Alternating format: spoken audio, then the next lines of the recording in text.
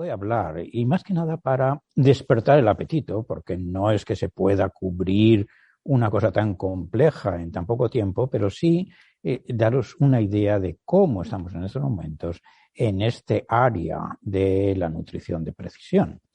La alimentación, la nutrición ha evolucionado a través de la historia del ser humano, o al menos así lo pintamos, y en un principio pues comíamos para sobrevivir. Luego, más recientemente, se incorporó la nutrición para el placer, la nutrición hedónica. Y finalmente, hablando de olas, que es muy habitual hacerlo hoy en día, lamentablemente, hemos llegado al momento de la nutrición o de los alimentos como medicina. Y eso desemboca precisamente en la nutrición de precisión que nos ha descrito de una manera breve pero muy ilustrativa con el café nuestro amigo Francesco. Voy a hacer énfasis en la obesidad porque también quiero mostraros que a veces estamos reinventando la rueda y creemos que somos muy centrados en el momento actual, en nuestra sociedad, pero la obesidad decimos que es una pandemia del siglo XXI, pero es algo que de alguna manera ha estado con el ser humano probablemente desde el inicio. Fijaros cómo el arte nos lo ha plasmado a lo largo de cientos de miles de años en estas Venus, en estas figurinas que aparecen prácticamente en todo el mundo durante todo el periodo del Paleolítico, que es bastante extenso. Y luego ya como nos vamos moviendo en la historia del ser humano, pues en la Edad Antigua, en el tiempo medieval, en la Edad Moderna, en la Edad actual sobre todo, pues el arte nos ha reflejado cómo la obesidad era parte del ser humano.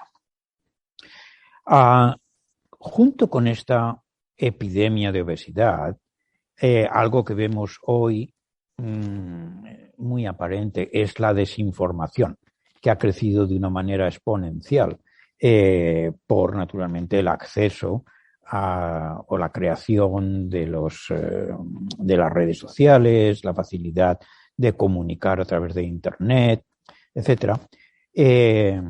Y, desde luego, la nutrición es probablemente una de las áreas que más sufre de esa desinformación, del hecho de que todo el mundo es un experto en nutrición.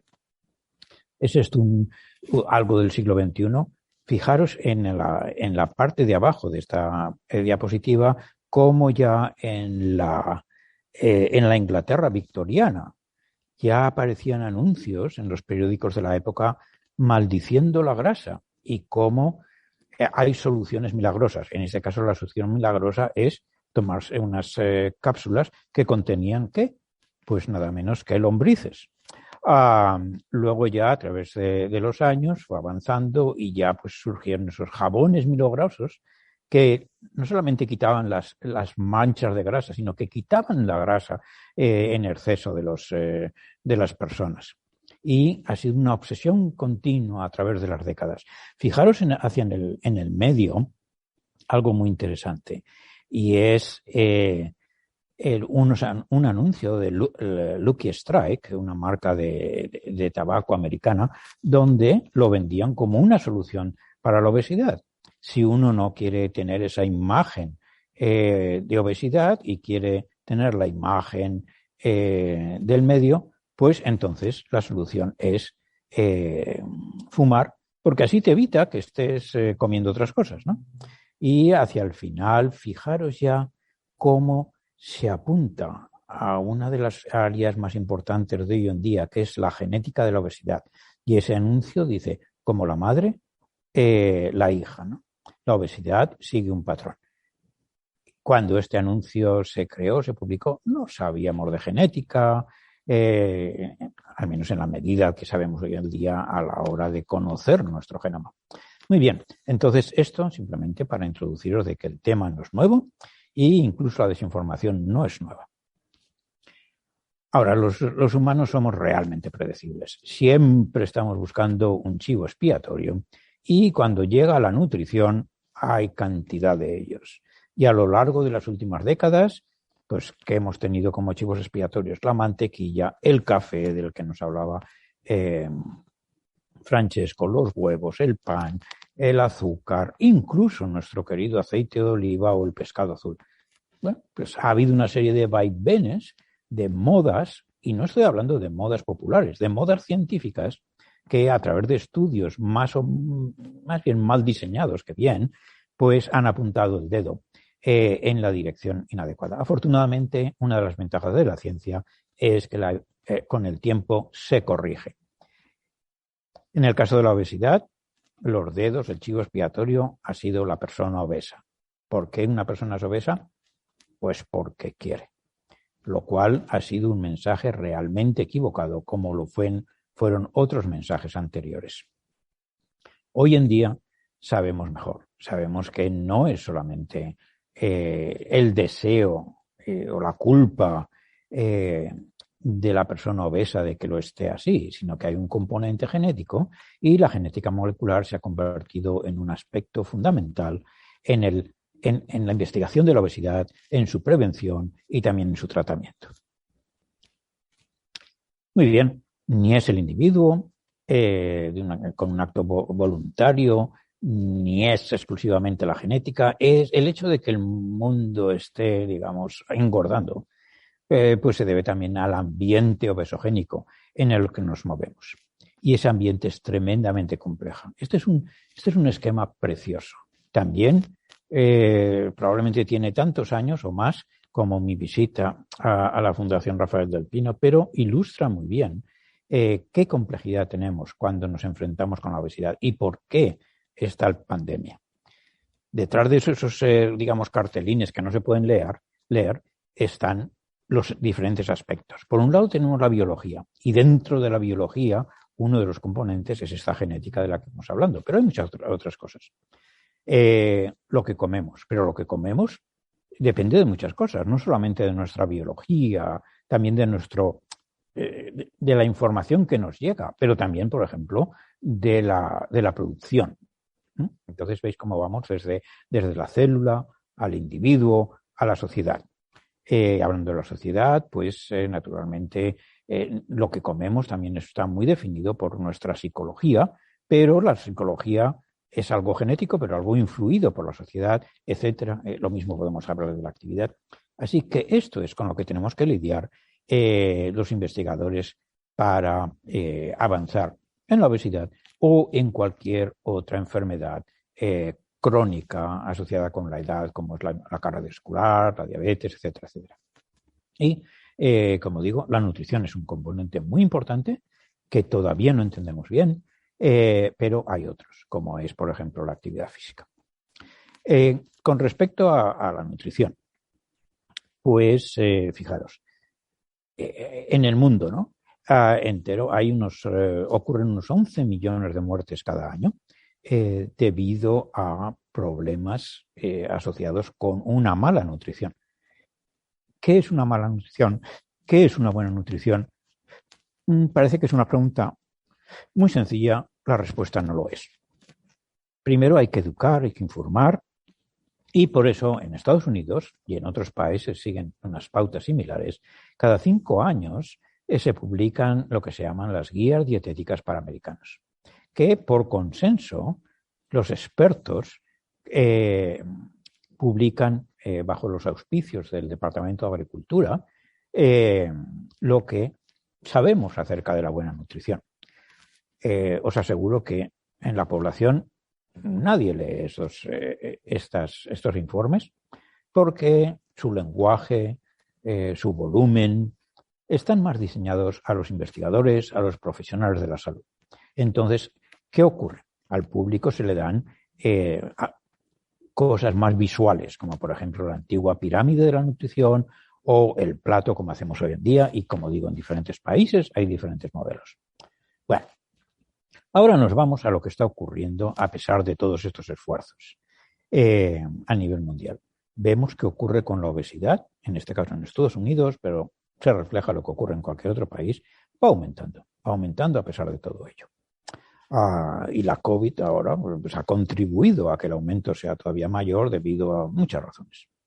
Lo que está claro es que estas recomendaciones que estamos utilizando están teniendo muy poco impacto, no desde luego el deseado.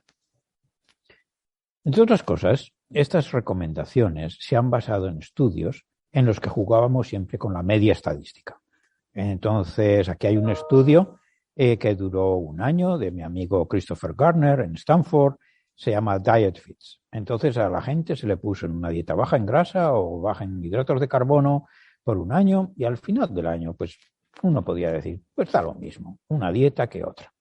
Muy bien, pero fijaros, aquí estamos hablando de la media, el efecto en la población. Pero ¿cuántos estamos en esa media? Si nos vamos a los datos individuales de este estudio, vemos que cada uno respondió a su manera, al igual que ocurre con el café, y con prácticamente todo, respondió a su manera. En algunos casos, en algunos sujetos, como vemos aquí, una dieta baja en grasa subió el peso. En otros les funcionó muy bien. Una dieta baja en hidratos de carbono, pues a algunos les fue muy bien y a otros les aumentó el peso. Hay una gran variabilidad interindividual que no entendemos. Y ahí es donde va la nutrición personalizada, a entender lo que ocurre en cada uno de nosotros y poder predecir esas respuestas para que si alguien adopta una dieta, no sea lo que vemos en la diapositiva anterior, que después de un año decimos, bueno, pues fíjate, ya está, ha aumentado de peso, sino que cuando se aconseje algo, sepamos de antemano que va a ser, va a tener éxito. Y entonces la nutrición personalizada, pues es lo que tenemos aquí. En contexto muy fácil, recogemos tanta información como sea posible acerca del individuo, de lo que comen, de lo que hacen, de su física, de la actividad física, con los sensores estos que tenemos hoy en día, bien sean relojes, bien sean anillos. Podemos recoger información en todo momento de nuestra reacción fisiológica, en fin, la microbiota, por supuesto, todo eso.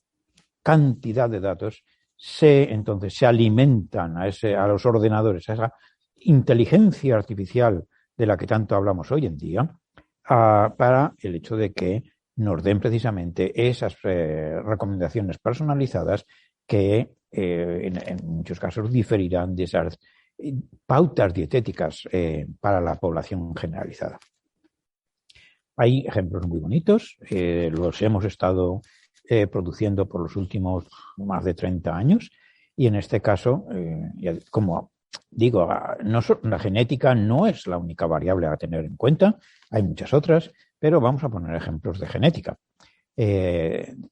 Y la nutrición de precisión, como la comenzamos, la llamamos nutrigenética, la nutrigenómica, y aprovechábamos esos millones y millones de polimorfismos, de mutaciones, de diferencias en nuestro código genético que cada uno tenemos y que nos diferencia del resto de la población.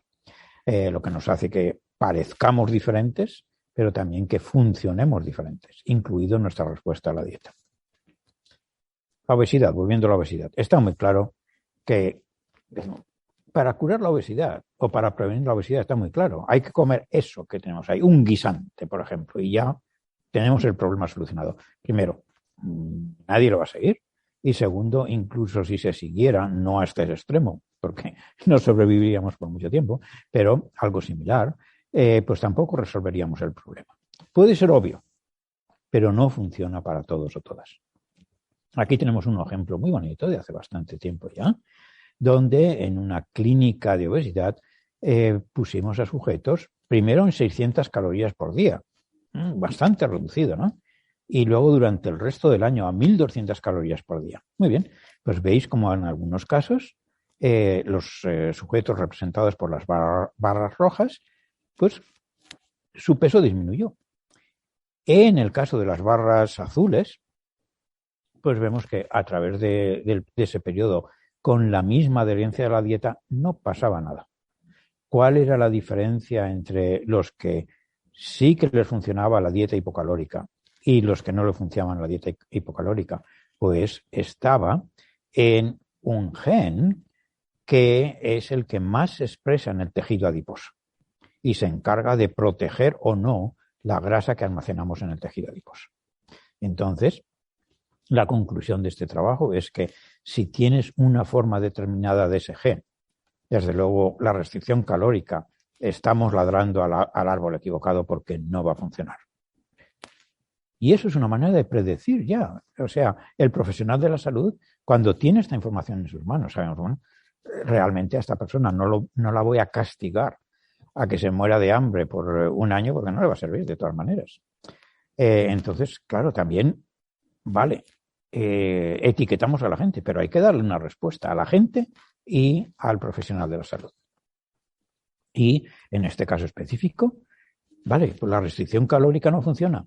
¿Qué alternativa tenemos? Pues en este caso demostramos que para ese polimorfismo en ese gen de la perilipina, la respuesta está en modular, cambiar, adaptar los hidratos de carbono de la dieta de los individuos. Entonces, en algunos casos, lo que funciona bien, en el caso de aquellos que eran resistentes a los cambios de calorías, sí que funcionan una dieta que sea rica en hidratos de carbono complejos. Entonces, como veis, aquí tenemos un ejemplo de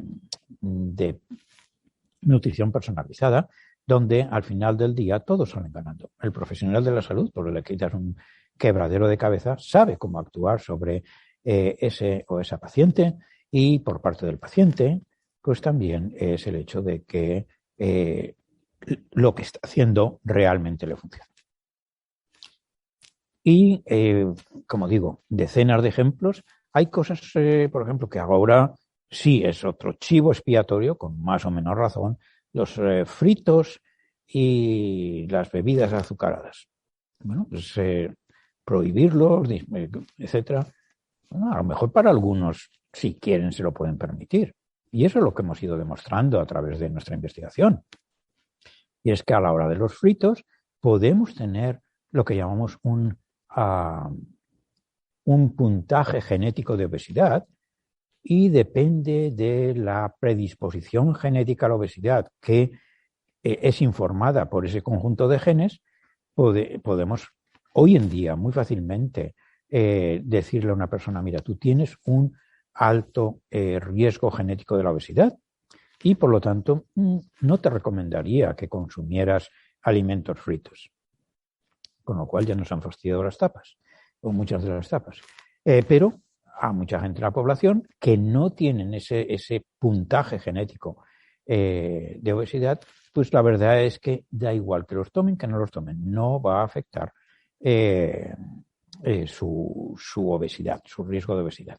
Es algo similar a lo que Francesco nos comentaba, ¿no? La pasta. Es que miro un plato de pasta y ya engordo. Bueno, pues sí, claro. Bueno, no realmente, claro, es algo exagerado, pero es lo que estamos hablando aquí. Hay sujetos que pueden permitirse el lujo de comerse todo esto y no pasa nada, y otros que cuando empiezan a comer ya se tienen que aflojar el cinturón. Y lo mismo ocurre con las bebidas azucaradas. La misma información. Hay sujetos en los que no tienen ningún efecto, pueden consumir diferentes números diferente cantidad, de estas bebidas y su peso no se altera, y otros que realmente tiene un gran efecto, y aquí lo veis en esta, no sé si veis mi puntero, pero en la figura más a la derecha vamos a mirar el final donde están los datos agregados de estos grandes estudios, y veis cómo consumir más bebidas azucaradas no tiene ningún efecto sobre la obesidad, y lo veis en estas dos barras iniciales, pero luego, y estos son sujetos que tienen pocos genes mutados asociados con la obesidad, pero en aquellos que sí que tienen más, veis como sí que ya existe un aumento del índice de masa corporal asociado con un consumo más elevado de estas bebidas. Otro ejemplo de nutrición de precisión. Y ahora llegamos a otro punto que es muy importante, mucho más novedoso, que es no solamente mirar a lo que comemos, sino cuando lo comemos también influye mucho sobre la obesidad. Y con lo cual nos metemos ya en el área de la crononutrición de precisión. Y la cronobiología es tremendamente importante, Nuestro organismo se guía por esos ritmos circadianos, por esos ritmos estacionales. ¿Qué ocurre durante las diferentes horas del día? Cada hora del día somos diferentes biológicamente. Y en las diferentes estaciones somos diferentes. No se percibe tanto como en otras especies, digamos, salvajes, pero el ser humano se rige también por las mismas normas de la naturaleza, que son las estaciones, que es la rotación de la Tierra. Y si conseguimos tener un ritmo circadiano bien sincronizado, pues tenemos ya una gran ventaja desde el punto de vista de nuestra salud metabólica. Si tenemos una desincronización de nuestros relojes biológicos, entonces acabamos con lo que vemos aquí: obesidad, diabetes, cáncer, etcétera, etcétera. Este es otro ejemplo muy bonito, en colaboración con otra gran investigadora, Marta Garoulet, y donde se vio en el programa que tiene de pérdida de peso, se vio que es basado en una dieta mediterránea principalmente, se vio pues que había unos sujetos que les iba mejor y a otros que no les iba, aquí en negro, no les iba tan bien, y otros que les iba mejor después de 20 semanas. ¿Cuál era la diferencia entre los que perdían más o menos peso? No era lo que comían, era cuándo comían. Y lo que se percibía es que aquellos que comían más tarde perdían menos peso comiendo lo mismo. Cuando miramos de nuevo a este gen que os he hablado, que es el de la perilipina, el que se expresa en nuestro tejido adiposo, pudimos rizar el rizo, porque llegamos a más precisión, no ya simplemente decir, vamos a recomendar que la gente coma antes. No, pero vamos a recomendar a quién le va a beneficiar. Y cuando miramos a este gen, podéis ver cómo, dependiendo de la forma o de las variantes genéticas del gen de la perilipina 1, pues la gente, la misma gente que veáis en la gráfica de la izquierda, pues prácticamente daba lo mismo, que comían antes que comía después. Lo mismo que veíamos anteriormente, había gente que era lo mismo comer fritos que no comer fritos, o que beberse una bebida azucarada o no. Y esto es lo que veíamos en este caso en lo que llamamos los portadores del alelote. ¿Qué ocurría con los portadores del genotipo AA en este gen? Aquí sí que se ve la diferencia, la importancia del tiempo. Y veis cómo aquellos que comían tarde y que tenían esta forma del gen de la perilipina perdían muy poco peso. Empezaban a perder peso al principio, pero luego ya ahí se estabilizaban. Mientras que aquellos que comían más pronto, veis cómo el peso sigue disminuyendo, y si hubiéramos ido más allá de 28 semanas, pues lo veríamos que seguía disminuyendo. Entonces, este es otro ejemplo de precisión de nutrición, pero en la cual lo que estamos jugando es con el factor tiempo, algo que veremos más y más en los próximos años. Y quiero acabar hablando de la microbiota. La microbiota, hemos estado pescando en ese mar oscuro información desde hace también más de 10 años. Y a la conclusión que hemos llegado es que, primero, la microbiota es tremendamente importante para nuestra salud y que la microbiota influye sobre nuestra salud y nosotros influimos sobre nuestra microbiota, o sea que es un ciclo, no llamamos vicioso, pero sí cerrado. Es decir, lo que comemos influye sobre nuestra microbiota, pero también nuestra microbiota influye sobre lo que comemos. Y lo mismo podemos decir con el ejercicio, lo mismo podemos decir con nuestra epigenética. La genética nuestra también influye sobre la flora bacteriana, sobre la composición de nuestra flora intestinal. Que, por cierto, el factor más importante de nuestra flora microbiana viene de nuestra madre. Cuando nacemos, si el parto es natural, nos inocula con sus bacterias y de ahí que durante el embarazo esas bacterias vayan cambiando para poder hacer un inóculo lo más saludable posible en el recién nacido. La naturaleza es muy sabia. Pero claro, el dónde vivimos, en qué país, si es rural, si es urbano, si tenemos animales de compañía, si somos sociales, si no somos sociales, influye también sobre nuestra microbiota. Microbiota, por cierto, también en términos, evidentemente, los tratamientos farmacológicos influyen en nuestra microbiota, pero el éxito de los tratamientos farmacológicos depende de nuestra microbiota y eso se ha visto muy bien en la inmunoterapia del cáncer.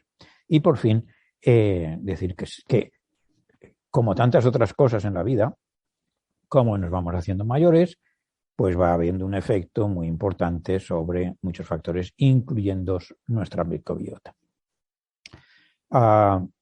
Uno de los estudios hasta ahora más grande que se ha hecho de nutrición de precisión es el estudio PREDICT, que es una colaboración académico-privada, o quiero decir académico y la industria. En este caso veis King's College en London, Massachusetts General Hospital, Stanford, Harvard, mi propia universidad y una compañía de biotecnología de inteligencia artificial que soy basada en Londres.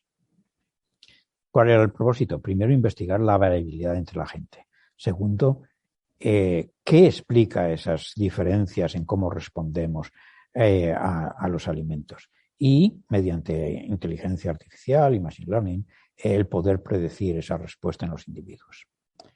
En lo que se refiere a esa microbiota, lo que hemos conseguido es una firma, una huella dactilar de nuestro microbioma, por la cual hemos identificado una serie de bacterias buenas y una serie de bacterias malas.